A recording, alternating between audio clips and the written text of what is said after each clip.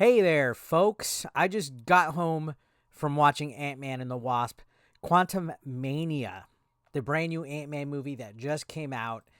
And I gotta say, the reviews for this movie are mixed. I'm sure you've already seen the headlines.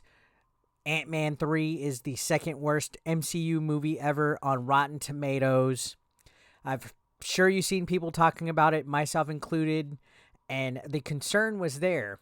Uh, you know, it's just when there's a Marvel movie that comes out, the hype is fucking real. But don't worry, I'm here to give you my own take on it. This is spoiler free, so don't worry about spoilers. I'm only going to give like quick character plots and thoughts on performances and what I liked and what I didn't like about it. So, yeah, spoiler free. Hashtag spoiler free. So, some of you might be concerned because this movie marks the beginning of phase 5. And for me, phase 4 was personally disappointing. Let me tell you, this movie, in my opinion, is not as bad as what you might be led to believe with the critics. And if you're one of those people like me where you're a little bit wary about what Disney puts out with Star Wars and Marvel because of the woke propaganda in most movies, then you'll be happy to hear that there isn't any forced inclusion of any identity politics in here. I almost cringed during Multiverse of Madness when America Chavez had two females as her parents. It was just forced LGBTQ propaganda. In Wakanda Forever, we kind of had this forced identity politics with colonizer jokes and the way that the colonizers also invaded Namor's homeland. We just kind of had all this political commentary, and then also Black Widow had a little bit of the men bashing, and just often at times it just seems like there's just too much of like some kind of underlying narrative or commentary that they want to put in their movies. You'll be happy to hear that there's not any of that really in this movie. There are female characters in the early parts of this that kind of bust Scott Lang's chops a little bit, but it's not overly forced, men hating. It's not overly critical of men. And the jokes at the beginning, I feel, are subtle and well placed. There is one joke that kind of jokes about peaceful protest and gives like a slight jab at police officers.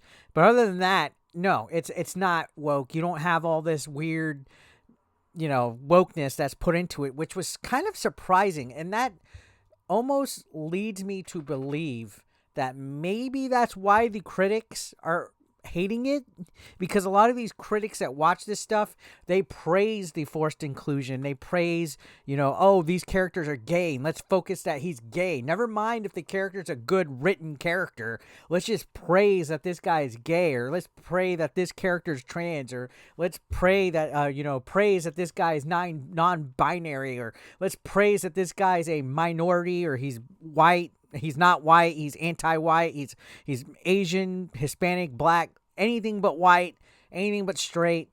That's what they focus on. That's what a lot of these critics focus on. So I'm thinking maybe that is why they didn't like Ant-Man.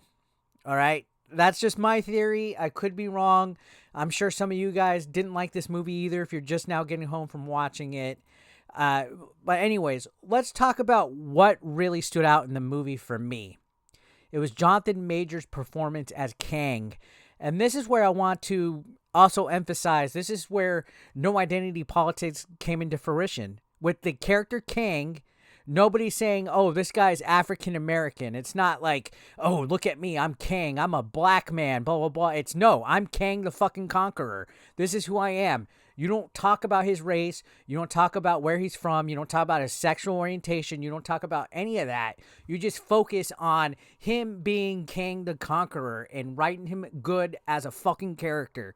It's refreshing to fucking see that with a character that's a race that's not white, to not focus on it. Again, Wakanda Forever, their villain, it was focused on the fact that he was from Mexico, and they kind of pushed the whole, story of his where colonizers came and he was wanting revenge against the white. Like, no, this was plain and simple a dude that just wants to conquer universe after universe. And it's refreshing to not have some kind of weird political agenda with a villain in a Disney movie or a Marvel movie, so to speak. Now, back to Jonathan Majors. He did an amazing job portraying an intimidating and commanding villain whose whole character arc was focused on his objective, all right, to conquer. He's kind of like Darth Vader, I would compare. He was a lot like a Darth Vader vibe, especially once he had like his cape on and his costume and all this. And he rules an empire. Like there was moments where I was like, dude, this looks like one of the Star Wars prequel movies with like how his troops and everything were just there and the ships and everything like that. So it really felt Star Wars like, in my opinion. Now, another character, another actress in this movie that did great was Michelle Pfeiffer. So in the previous two Ant-Man movies, she kind of had a supporting character role. She really wasn't involved too much. She shines in this movie. She has a bigger role in it because her character has a bit of a backstory with King the Conqueror. So her past directly adds to the plot, and it focuses on the relationship that she had with Kang the Conqueror. So it's a lot more prominent and showcases a lot more action from her personally than in the previous movies, which I really liked. I've always thought Michelle Pfeiffer was great. I fell in love with her when she was Catwoman back Batman Returns. So I think she did a great job in this movie. Now, let's talk about the title character, Ant-Man, right? AKA Paul Rudd, AKA Scott Lang. He had to share the spotlight in this movie with Wasp and their daughter, Cassie Lang, which is a little bit different. You know, he did a little bit of sharing the screen with Wasp in the second movie, but this one feels more like a group adventure than a typical superhero movie. You know, it feels a little bit different, the vibe. It's like a group journey. You know, and it was a different type of focus. It kind of gave it a different vibe. Their journey to reunite with each other, escape the quantum realm. It was less action oriented at times. There was a part in the middle once it goes into the whole explanation of, how, Michelle Pfeiffer's character and how Jonathan Major's character know each other. And then it kind of shows like all the context and it builds it up and sets it up for a wonderful climax. So there's kind of like a middle part when it's right at the, I guess the top of the arc to where it starts to, you go up, you build, the reveals here, and then boom, and it goes right down. So it did feel a little less action oriented at times, but when it did hit with the action, like the final battle, when certain characters came and they started fighting or certain scenes happened, I thought it was pretty good. A little CGI heavy at times than, what you would really see in previous Ant-Man movies, but a lot of the Marvel movies have been CGI heavy. This one, since it was a alien world, the quantum realm, it is going to require a lot more CGI. So yeah, it was a little CGI heavy than previous movies. It felt more like a Star Wars movie because of it at times. And, you had cool alien-like creatures in here. You had an area, to me, that felt like it was literally like Mos Eisley or something with the bar and alien characters walking around. And then, like, it just, to me, this felt like a Star Wars movie. And I'm a Star Wars fan, so I like that. Again, I know that's not too much with everybody. I know, overall, some of the reviews I read, a lot of the critics weren't too keen on the jokes in this movie. Some people said they fell flat at times.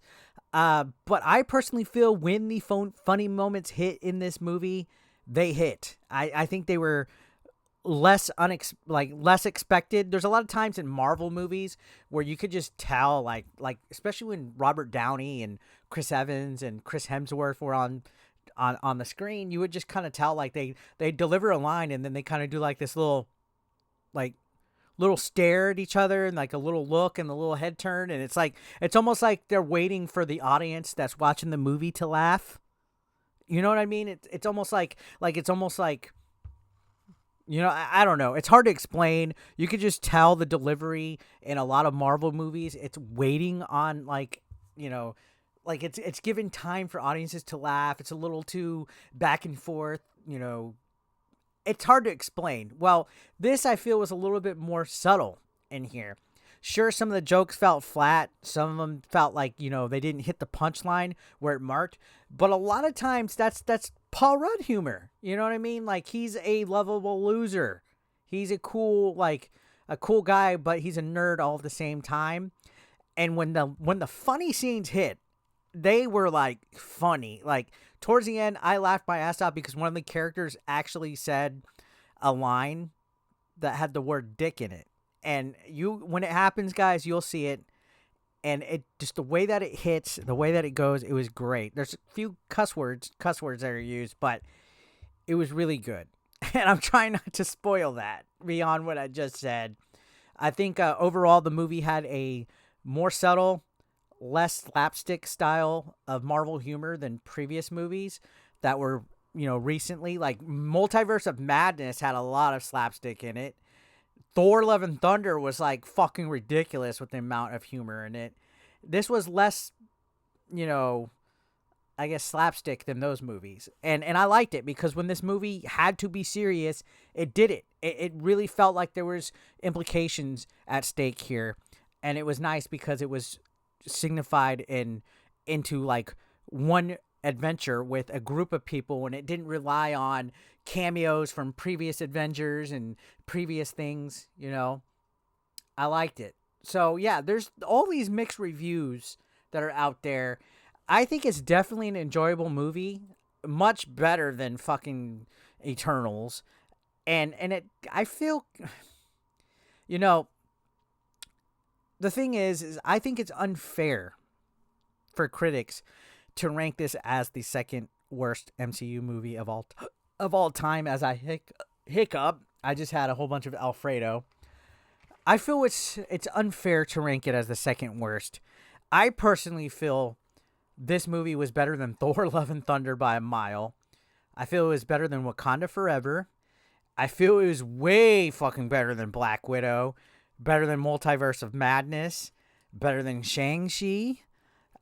I feel overall, since all the movies have come out since No Way Home, this one's my next favorite one after that. And I know people have opinions that might be different or whatever, but I feel the thing that made me the happiest about it is that there was finally some implications that happened that fit the bigger MCU picture. It literally felt like the wheels have been spinning on everything. It's been about, the Disney Plus shows. Like, it's literally like, can something happen already? Can we see Kang do something? And finally we did.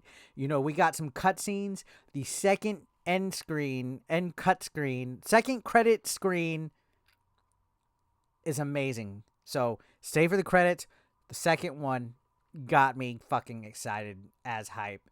So yeah, there are more character arcs in this movie that progress the story forward than the other ones that are focused on other things. Identity politics, just bullshit. Like, there's more character arcs here, I feel, and it progresses. So I personally think you should not hesitate to give it a watch. Again, I feel that these reviews from these critics were because we got a lot of woke critics writing for the movies and shit, and if they don't see anything that fits into what their political beliefs are in a movie as being representation, if there's no representation or inclusion, these people think something's ultimately shitty. They don't fucking like it. If there's no gay, if there's no fucking identity politics, no race, no gender swap, any of that crap, if there's none of it in it, they don't like it. And I think that's mostly why this got low scores. I didn't think it was bad at all. If I was to rank this from a scale of 1 through 10,